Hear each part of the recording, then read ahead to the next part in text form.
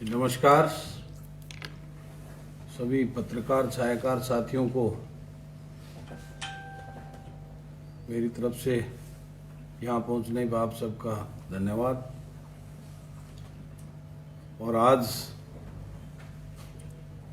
आप सबको साथ एक चीज़ साझा करने के लिए मैंने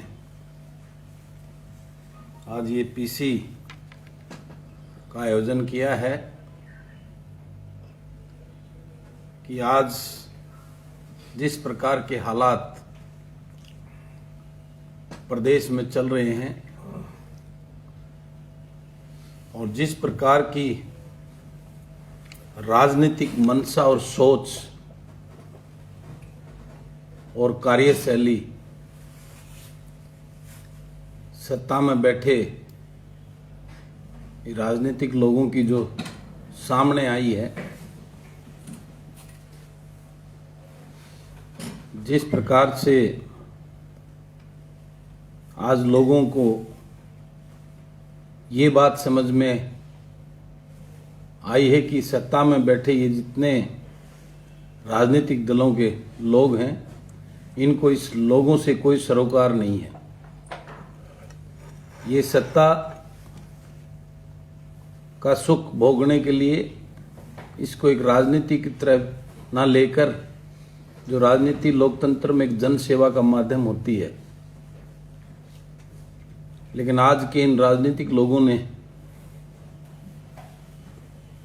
ये बात स्पष्ट कर दी है, इनकी कार्यशैली ने, कि इनको राजनीति के लोकतंत्र के मंदिर जिसमें सेवा भाव से राजनीति में लोग आते हैं, लोगों के वकील बनकर उनकी सेवा करने के लिए, वो ना होकर ये एक सत्ता भोगने का और पैसे कमाने का एक बिजनेस इन लोगों ने बना लिया है। और ये चीज आज पूरे प्रदेश के लोगों की समझ में आ गई है। इन्हीं सब बातों को देखते हुए और लोगों से प्रदेश में मैं अनेकों लगभग 70% प्रदेश में मैं घूमा हूं पिछले दिनों, और लोगों की भावनाओं को देखते हुए आज जिस प्रकार की जरूरत इस प्रदेश को है, ऐसे राजनीतिक मंच की जिसमें सिर्फ वही लोग हों जो राजनीति को लूट का साधन ना समझकर एक सेवा भाव से राजनीति में लोगों के प्रतिनिधि बन के आए, ऐसे लोगों का एक समूह इकट्ठा करने का मैंने निर्णय लिया, सबसे विचार विमर्श करके। और उसी के तहत हम सब ने, मेरी टीम ने मिलकर एक जन सेवक मंच का हमने एक गठन किया है। और आज मैं विधिवत रूप से आप सब के माध्यम से अपने उस मंच, जन सेवक मंच की मैं घोषणा करता हूं। और उसी के तहत हम पहला चुनाव भी लड़ने जा रहे हैं सोनीपत नगर निगम का।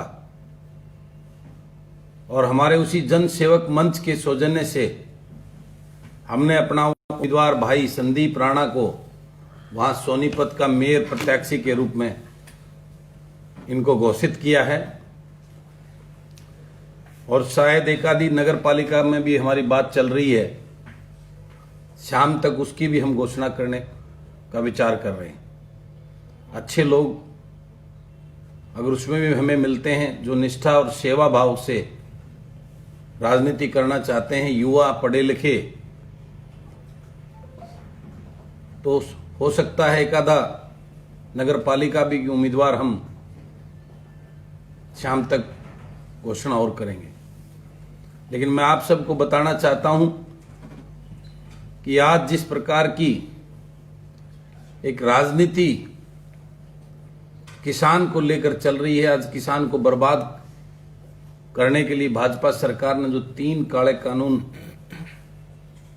किसान का डेथ वारंट मैं उसको कह सकता हूं, उसको किसान पे थोपने का काम किया है। और ऐसी स्थिति में इस देश और प्रदेश की इस राजनीतिक सत्ताधारी लोगों का असली चेहरा लोगों के बीच में, लोगों के सामने आया है। इनका नकाब, जो चिकनी चुपनी बातें ये लोगों के सामने करते थे, आज इनका असली चेहरा कि ये सिर्फ सत्ता के लोभी और पैसे कमाने के लिए और प्रदेश और देश को लूटने के लिए इस राजनीति में आए हैं। इनको जनता से कोई सरोकार नहीं है। उसी का मुंह तोड़ जवाब देने के लिए आने वाले समय में इस प्रदेश में जन सेवक मंच के माध्यम से ईमानदार, पढ़े लिखे, निष्ठावान और सेवा की भावना रखने वाले लोगों को एकत्रित करके एक प्लेटफार्म पर जोड़ने का काम करेंगे। और आप सबसे भी मैं ये निवेदन और प्रार्थना करता हूं और आपके सहयोग की कामना करता हूं कि आज आप सब भी इस अभियान में हमारा सहयोग करें, क्योंकि मीडिया के बगैर, मीडिया लोकतंत्र का एक वो स्तंभ है जिसके माध्यम से लोगों तक, लोगों की आवाज पहुंचाने का काम किया जाता है। तो आज का मेरा विशेष एजेंडा इसी बात की घोषणा करना और हमारा सोनीपत के प्रत्याशी भाई संदीप राणा की विधिवत घोषणा करने के लिए आप सबको मैंने याद किया था। धन्यवाद। आपका कोई क्वेश्चन हो? जन सेवक मंच ये राजनीतिक मंच नहीं बनेगा क्या? अभी इसका क्या उद्देश्य है? आज जो बन इसका उद्देश्य यही है कि इस मंच में उन पढ़े लिखे युवाओं को जो वाकई में धरातल से राजकुमार किसी घरानों के ना होकर जमीन से जुड़े हुए जो युवा साथी होंगे, पढ़े लिखे बुद्धिजीवी होंगे, उनको इसमें जोड़ने का काम किया जाएगा। क्या स्टेट की गवर्निंग बॉडी तैयार कर दी है? बिल्कुल। अब आज घोषणा की है तो हम निश्चित रूप से बहुत जल्दी वो संगठन खड़ा करके और स्टेट की बॉडी भी और जिला स्तर पर भी संगठन को बहुत मजबूती से खड़ा करने का काम करेंगे। पूरे देश स्तर पर जो अच्छी सोच वाले बुद्धिजीवी और युवा साथी हमारे संपर्क में हैं और उन्हीं सभी के कुछ सहयोग से हम इस किसान आंदोलन को भी बहुत मजबूती से, इस किसान की लड़ाई में उनके साथ खड़े होकर इस आंदोलन को जीतने का काम करें। कोई पॉलिटिकल आदमी भी या विधायक को भी इसमें मंच में शामिल हो सकते हैं? देखिए, ऐसे चले हुए किसी कारतूस को हम इसमें नहीं लेंगे जो राजनीति स्वार्थ के लिए राजनीति करता है। वाकई में जिसका जन सेवा का, जो पढ़ा लिखा होना और एक बुद्धिजीवी होना, समाज में उसका एक अच्छा रेपुटेशन होना हमारे लिए बहुत, हमें जरूरी नहीं है भीड़ इकट्ठा करने की एकदम से।